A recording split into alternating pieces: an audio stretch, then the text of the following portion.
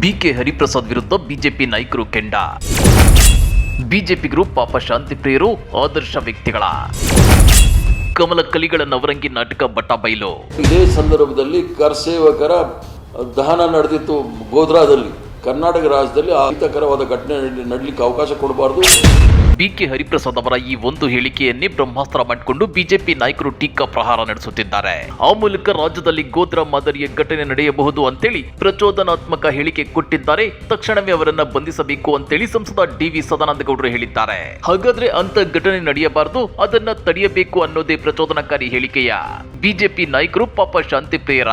ಈ ಹಿಂದೆ ಬಿಜೆಪಿಯ ಯಾವ್ಯಾವ ನಾಯಕರು ಎಂತೆಂತ ಪ್ರಚೋದನಕಾರಿ ಹೇಳಿಕೆಗಳನ್ನ ಕೊಟ್ಟಿದ್ರು ಗೊತ್ತಾ? ಅದನ್ನ ಡೀಟೇಲ್ ಆಗಿ ತೋರಿಸ್ತೀವಿ. ಆದ್ರೆ ಅದಕ್ಕಿಂತ ಮೊದಲು ಹಲೋ ಕನ್ನಡ ಯೂಟ್ಯೂಬ್ ಚಾನಲ್ ಅನ್ನು ಸಬ್ಸ್ಕ್ರೈಬ್ ಮಾಡ್ಕೊಳ್ಳಿ. ಹಾಗೇನೇ ಪಕ್ಕದಲ್ಲಿರೋ ಬೆಲ್ ಬಟನ್ ಅನ್ನು ಪ್ರೆಸ್ ಮಾಡಿ. ಇದೇ ಸಂದರ್ಭದಲ್ಲಿ ಕರಸೇವಕರ ದಹನ ನಡೆದಿತ್ತು ಗೋಧ್ರಾದಲ್ಲಿ.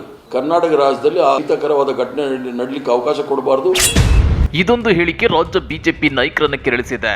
ಇದೊಂದು ಹೇಳಿಕೆಯನ್ನ ಕಂಡು ರಾಜ್ಯ ಬಿಜೆಪಿ ನಾಯಕರು ಕೆಂಡ ಕಾರುತ್ತಿದ್ದಾರೆ.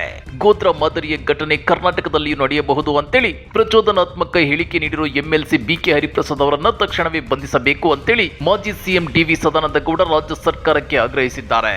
ಎಂಎಲ್ಸಿ ಒಬ್ಬ ಜನಪ್ರತಿನಿಧಿ, ಒಬ್ಬ ಕಾಂಗ್ರೆಸ್ನ ಪ್ರಮುಖ ಹಿಂಗೆ ಹೇಳಬೇಕಾದ್ರೆ ಇದರ ಹಿಂದೆ ಯಾವುದೋ ಪಿತೂರು ಇದೆ ಅಂತ ಹೇಳುವಂಥ ಸಂಶಯ ನನಗೆ ಗಂಭೀರವಾಗಿ ಬರ್ತಾ ಇದೆ.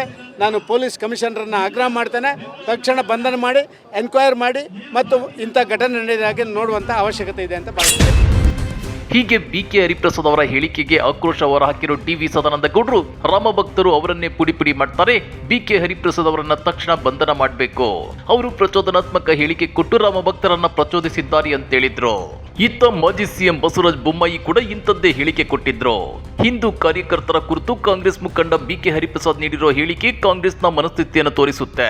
ರಾಮ ಮಂದಿರ ಉದ್ಘಾಟನೆಗೆ ಅಯೋಧ್ಯೆಗೆ ತೆರಳುವ ಜನರಲ್ಲಿ ಭಯ ಹುಟ್ಟಿಸಲು ಈ ರೀತಿಯ ಹೇಳಿಕೆ ನೀಡಿದ್ದು, ಅವರ ಹೇಳಿಕೆ ವಿರುದ್ಧ ಕಾನೂನಾತ್ಮಕ ಹೋರಾಟ ಮಾಡ್ತೇವೆ ಅಂತೇಳಿ ಬಸವರಾಜ ಬೊಮ್ಮಾಯಿ ಹೇಳಿದ್ರು.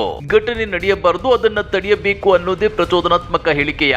ಹಾಗಾದ್ರೆ ಈ ಹಿಂದೆ ಬಿಜೆಪಿ ನಾಯಕರು ಕೊಟ್ಟಿದ್ದು ಎಂತ ಪ್ರಚೋದನಕಾರಿ ಹೇಳಿಕೆಗಳು? ಅವುಗಳಿಗಾಗಿ ಅದೆಷ್ಟು ಬಿಜೆಪಿಗರನ್ನ ಅರೆಸ್ಟ್ ಮಾಡಬೇಕು ಅನ್ನೋ ಅನುಮಾನವೂ ಕಾಡ್ತಿದೆ. ಹಾಗಾದ್ರೆ ಯಾವ್ಯಾವ ಬಿಜೆಪಿ ನಾಯಕರು ಪ್ರಚೋದನಕಾರಿ ಹೇಳಿಕೆಗಳನ್ನು ಕೊಟ್ಟಿದ್ರು ಗೊತ್ತಾ? ಅದನ್ನ ಒಂದೊಂದಾಗಿ ತೋರಿಸ್ತೀವಿ ನೋಡಿ. ಬಿಜೆಪಿ ಪ್ರಚೋದನಾತ್ಮಕ ಹೇಳಿಕೆ ನಂಬರ್ 1. ರಾಜ್ಯದ ಎಲ್ಲ ಕಾರ್ಯಸೇವಕರ ಪಟ್ಟಿಯನ್ನು ನಾನು ಕೊಡ್ತೇನೆ. ನಿಮ್ಮ ಸರ್ಕಾರಕ್ಕೆ ತಾಕತ್ತಿದ್ರೆ, ನಿಮಗೆ ತಾಕತ್ತಿದ್ರೆ ರಾಮ ಕಾರ್ಯಸೇವಕರನ್ನ ಬಂಧನವನ್ನ ಮಾಡಿ ನೋಡಿ. ರಾಮ ಕರಸೇವಕರ ಪಟ್ಟಿಯನ್ನು ಕೊಡುತ್ತೇನೆ, ರಾಜ್ಯ ಕಾಂಗ್ರೆಸ್ ಸರ್ಕಾರಕ್ಕೆ ಅಥವಾ ಸಿಎಂ ಸಿದ್ದರಾಮಯ್ಯನವರಿಗೆ ತಾಕತ್ತಿದ್ರೆ ಬಂಧಿಸಲಿ ಅಂತೇಳಿ ಬಿಜೆಪಿ ಶಾಸಕ ಸುನಿಲ್ ಕುಮಾರ್ ಸವಾಲಿಸುತ್ತಿದ್ರು. ಇದು ಪ್ರಚೋದನಕಾರಿ ಹೇಳಿಕೆ ಅಲ್ವಾ? 16 ಪ್ರಕರಣಗಳನ್ನ ಎದುರಿಸುತ್ತಿರೋ ಓರ್ವ ಆರೋಪಿ ಬೆನ್ನಿಗೆ ನಿಂತಿರೋ ಬಿಜೆಪಿ ನಾಯಕರು ಆತ ಕರಸೇವಕ ಅನ್ನೋ ಒಂದೇ ಕಾರಣಕ್ಕೆ ಆತನನ್ನ ಬಂಧಿಸಬಾರದು, ಕರಸೇವಕರ ಪಟ್ಟಿಯನ್ನ ಕೊಡ್ತೀವಿ, ರಾಜ್ಯ ಸರ್ಕಾರ ಅಥವಾ ಸಿಎಂಗೆ ತಾಕತ್ತಿದ್ರೆ ಬಂಧಿಸಲಿ ಅಂತೇಳಿ ಸವಾಲೆಸೆಯೋದು ಪ್ರಚೋದನಕಾರಿ ಹೇಳಿಕೆ ಆಗೋದಿಲ್ವಾ? ಹಾಗಾದ್ರೆ ಕರಸೇವಕರು ಏನ್ ಬೇಕಾದ್ರೂ ಮಾಡಬಹುದಾ? ಧರ್ಮದ ಹೆಸರಲ್ಲಿ ಸಮಾಜದಲ್ಲಿ ಅಶಾಂತಿಯನ್ನ ಸೃಷ್ಟಿ ಮಾಡಬಹುದಾ? ಬಿಜೆಪಿ ಪ್ರಚೋದನಾತ್ಮಕ ಹೇಳಿಕೆ ನಂಬರ್ 2. ಹಿಂದೂ ದೇವಸ್ಥಾನಗಳನ್ನು ಹೊಡೆದು ಅಲ್ಲಿ ನೀವು ಮಸೀದಿ ಕಟ್ಟಿದಿರೋ, ಮರ್ಯಾದೆಯಿಂದ ಮಸೀದಿಯನ್ನು ತೆಗೆದಾಕಿ ಹಿಂದೂ ಜನಗಳಿಗೆ ದೇವಸ್ಥಾನವನ್ನು ಬಿಟ್ಕೊಡಿ. ಇಲ್ಲ, ಆ ಎಲ್ಲ ಮಸೀದಿಗಳನ್ನ ದೇವಸ್ಥಾನ ಇದ್ದಂತ ಜಾಗದಲ್ಲಿ ಮಸೀದಿ ಕಟ್ಟಿದಿರಲ್ಲ, ಅದನ್ನೇ ಹಿಂದೂ ಸಮಾಜ ಹೊಡೆದು ಪುಡಿ ಮಾಡುತ್ತೆ. ಮುಸ್ಲಿಮರು ಎಲ್ಲೆಲ್ಲಿ ದೇವಸ್ಥಾನ ಒಡೆದು ಮಸೀದಿ ನಿರ್ಮಿಸಿದ್ದೀರಿ, ಮರ್ಯಾದೆಯಿಂದ ಮಸೀದಿಗಳನ್ನು ತೆಗೆದುಕೊಳ್ಳಿ.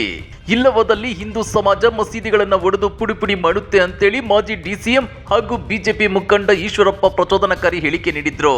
ಈ ಮಾತುಗಳು ಧರ್ಮಗಳ ಮಧ್ಯೆ ಕೋಮು ಕಿಡಿ ಹಚ್ಚುವಂತ ಮಾತುಗಳಲ್ವಾ? ಈ ಬಗ್ಗೆ ಬಿಜೆಪಿ ಮುಖಂಡರು ಸಮಾಜದಲ್ಲಿ ಶಾಂತಿಯನ್ನ ಬಯಸುವವರು ಅದಕ್ಕೆ ತುಟಿ ಬಿಚ್ಚಲಿಲ್ಲ. ಬಿಜೆಪಿ ಪ್ರಚೋದನಾತ್ಮಕ ಹೇಳಿಕೆ ನಂಬರ್ 3. ಯಾವಾಗ ಈ ಹೊಸ ಸರ್ಕಾರ, ಮೋದಿ ಸರ್ಕಾರ ಬಂತ, ಆ ತ್ರಿವಳಿ ತಲಾಖ್ ಹೋಯ್ತು. ತುಂಬಾ ಹೊಟ್ಟೆ ನೋವು, ಗಂಡಸರಿಗೆ ತುಂಬಾ ಹೊಟ್ಟೆ ನೋವು. ನಿಜವಾಗಿ ಮುಸಲ್ಮಾನ ಹುಡುಗಿಯರಿಗೆ ಆನಂದದ ಸಂಗತಿ ಆಗ್ಬೇಕಾಗಿ. ದಿನಕ್ಕೊಬ್ಬ ಗಂಡ, ಪರ್ಮನೆಂಟ್ ಗಂಡನೇ ಇಲ್ಲ. ಯಾಕಂದ್ರೆ ತಲಾಕ್ ಹೇಳಿದ್ರಪ್ಪ, ಅದಕ್ಕೋಸ್ಕರ ಜೀವನ ಪೂರ್ತಿ ನನಗೊಬ್ಬ ಗಂಡ ಇದ್ದಾನೆ ಅಂತ ಹೇಳುವಂತ ಪರಿಸ್ಥಿತಿ ಇರಲಿಲ್ಲ. ನಿಮಗೆ ಒಂದು ಪರ್ಮನೆಂಟ್ ಗಂಡನನ್ನು ಕೊಟ್ಟದ್ದು ಮೋದಿ ಸರ್ಕಾರ. ನೆನಪಿ. ಮಂಡ್ಯದಲ್ಲಿ ಇತ್ತೀಚೆಗೆ ನಡೆದಿದ್ದ ಹನುಮ ಸಂಕೀರ್ತನ ಯಾತ್ರೆಯಲ್ಲಿ ಕಲ್ಲಡ್ಕ ಪ್ರಭಾಕರ್ ಭಟ್ ಇಂತ ಭಾಷಣ ಮಾಡಿದ್ರು. ಇದು ಕೋಮು ಸೌಹಾರ್ದತೆಗೆ ಧಕ್ಕೆ ತರುವಂತ ಹೇಳಿಕೆ ಅಲ್ವಾ?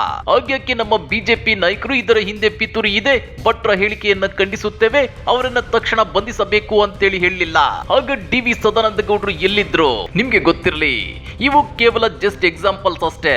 ಬಿಜೆಪಿ ನಾಯಕರ ಇಂತ ಹೇಳಿಕೆಗಳನ್ನ ಬಿಚ್ಚಿಟ್ಟ ಹೋದ್ರೆ ದೊಡ್ಡ ಪಟ್ಟಿಯೇ ತೆರೆದುಕೊಳ್ಳುತ್ತೆ. ಅದೆಷ್ಟೋ ಸಲ ಮಾಜಿ ಸಚಿವ ಕೆ.ಎಸ್. ಈಶ್ವರಪ್ಪ, ಅನಂತ್ ಕುಮಾರ್ ಹೆಗಡೆ, ಯತ್ನಾಳ್ ಸೇರಿದಂತೆ ಸಾಕಷ್ಟು ಮಂದಿ ಬಿಜೆಪಿ ನಾಯಕರು ಹಿಂದೂ ಮುಸ್ಲಿಂ ಹೆಸರಲ್ಲಿ, ಭಾರತ ಪಾಕಿಸ್ತಾನ ಹೆಸರಲ್ಲಿ ದೇಶದ ಜನರನ್ನ ಕಿಣಿಕಿಲ್ಲ ಹೇಳಿ, ಅದೆಷ್ಟು ಸಲ ಪ್ರಚೋದನಾತ್ಮಕ ಭಾಷಣ ಮಾಡಿಲ್ಲ ಹೇಳಿ. ಮೊದಲು ತಮ್ಮ ಮಾತಿನ ಮೇಲೆ ತಮಗೆ ಹಿಡಿತಾ ಇರಬೇಕು.